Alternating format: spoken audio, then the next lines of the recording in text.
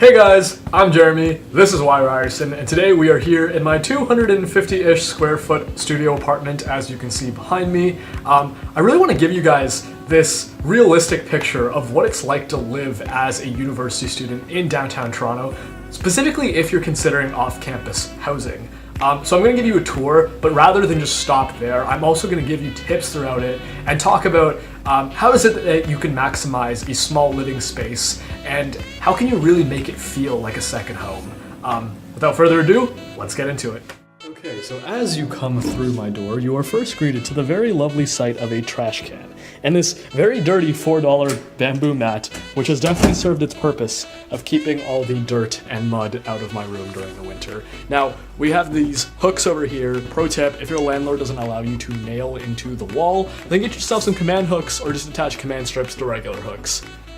We have this very hard to reach shelf right above my door, so I've just tossed up there a bunch of shoe boxes as I'm not going to be needing those anytime soon. Moving on to here, that's my bathroom. We're going to come back to that in a second. I'm using my dresser right now as like a pseudo kitchen counter, as you can see. I also have this little box. These are great. You can get them at Bed Bath & Beyond. They act as nice little organizers. I just have like cereal, other dry foods, and just vitamins in there right now. Also, if you don't own as many clothes as I do, as I definitely own more than the average university student, then consider downsizing on the size of your dresser just to save up on space. Now, we have one of the 3 key kitchen appliances that I think every student needs. This is an oven toaster. The other 2 would be the rice cooker and the microwave. And we have this door-mounted mirror. Hey, I was originally planning on putting this on my bathroom door, but I've sort of just left it propped up on the oven toaster, and it's remained like that all year. We have my buzzer over here, so I can use this to talk to people if they're at the main door downstairs and open the door without actually going downstairs. This is my fridge. If we take a look inside, you can see there isn't very much food right now. And we also have my coffee machine, which I don't use very much anymore, and a Brita filter. Now moving on to my desk area. This is a gaming chair, and it's actually one of the more expensive furniture pieces in my room. The desk I actually just got at IKEA, and this hutch here is a separate add-on. I love it because, as you can see, you can write on it, this little open house reminder, and also I have like an equation sheet over here too, so it's actually magnetic as well. And I just love putting like all my personal items right above the hutch. I have like my lanyard from the George Berry Innovation Conference. This is like a wooden Game of Thrones map. And I also have my engineering hard hat from Frosh Week. And that is a metal Interstellar poster, which is attached to my wall using a magnetic strip. Moving on to my window area. This is my rice cooker, and this is a plant which needs to be watered more. We just have my air conditioner over here. I had to get this installed separately as my unit did not come with an air conditioner.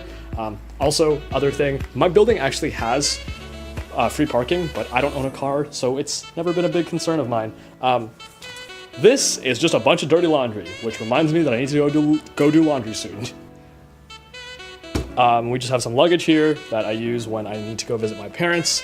This is my guitar, and these lights here are awesome. You can get them at IKEA or Walmart actually, and they just add a lot of light to your room in case your existing light fixtures don't do a great enough job. Now we're gonna talk about my bed. I really messed up getting this bed because it was a very expensive purchase. And not that it's not a cool bed or anything, because check this out. Say your girlfriend's visiting or something, right? If you have 2 mattresses, you can actually turn this into a second bed because this pulls out and basically extends the actual size of your bed frame. But it doesn't fit in my room. I was originally planning on putting this horizontally against this wall, but I didn't take the measurements properly, so it doesn't fit like that. And I can't even lean it up against that wall because of the very terrible placement of that radiator there. So yeah, it's sort of just sitting here now in the middle of my room, and this second bed frame is unused. But unfortunately, I spent too much money on this bed, and I'm not even getting the maximum potential out of it. And over here is like my poster and photo wall. I have way more pictures and way more posters, but this is just what I put up because I thought it worked well with the overall atmosphere of the room so far. They're all attached to the wall using sticky tack, and you can get this at Staples if you don't already know, and it's definitely gonna not damage your wall. This is like my pseudo kitchen area. I don't have an actual stove, so this is my burner, microwave, and then just a dish rack over here. And if we look inside, this is the holy grail of spices. I love my spices, and if you just can't be bothered to learn how to cook, or you just don't have enough time in the week, because I've definitely made like the same meals for like 5 days straight, then spices really will add a bit of variety. We just have some stuff right now in my sink. We're not gonna take a look at that. Excuse me for having actual dirty dishes. Then we have my apron, which I use when I'm cooking or doing the dishes. This is the only closet in my entire unit. As you can see, more clothes, a lot more clothes. I would recommend that everybody get a shoe rack, as it really does save up on a lot of floor space and will also keep your shoes from dirtying your floor. Up here are just a bunch of random miscellaneous items. I got laundry detergent and this personal handheld steamer. You can get this on Amazon. I think everybody should get them because we all hate wrinkly clothes, and these don't take up as much space as an ironing board, and they're actually really quick and easy to use. Now we're gonna actually move on to my bathroom area now, so let's go over there. Apologies if the sound just got worse. Unfortunately, the light switch also turns on the fan automatically. There isn't much I want to show you guys here, but if we look underneath my actual sink, we just have a bunch of random hygiene products and also Lysol wipes. I recommend everybody get Lysol wipes, as I probably use these 60% of the time when I'm cleaning anything. And we also have this multi-pant hanger thing. These are awesome. I think everyone should get them. And also these hooks. These hooks are great too for hanging other stuff, like I have my towel here too. And the next thing is the shower caddy.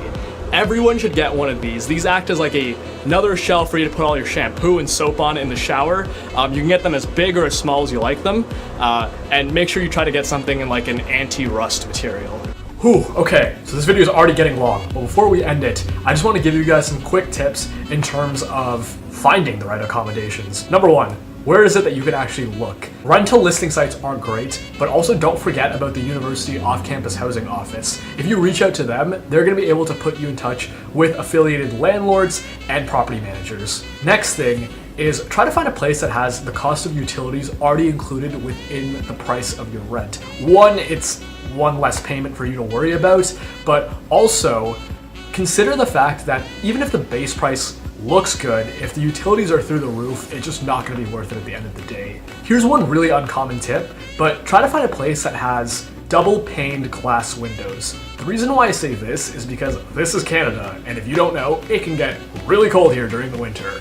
So having double paned glass windows is just gonna save you on a lot of heating costs, as you're not gonna have to turn up your heat all the way because your windows are gonna be able to keep out most of the cold already. So that's it for this video. Let me know what you guys think of my apartment down in the comments below. Let me know something that you guys want to be adding to your apartments. Tell us, what do you want to see next from Y. Ryerson?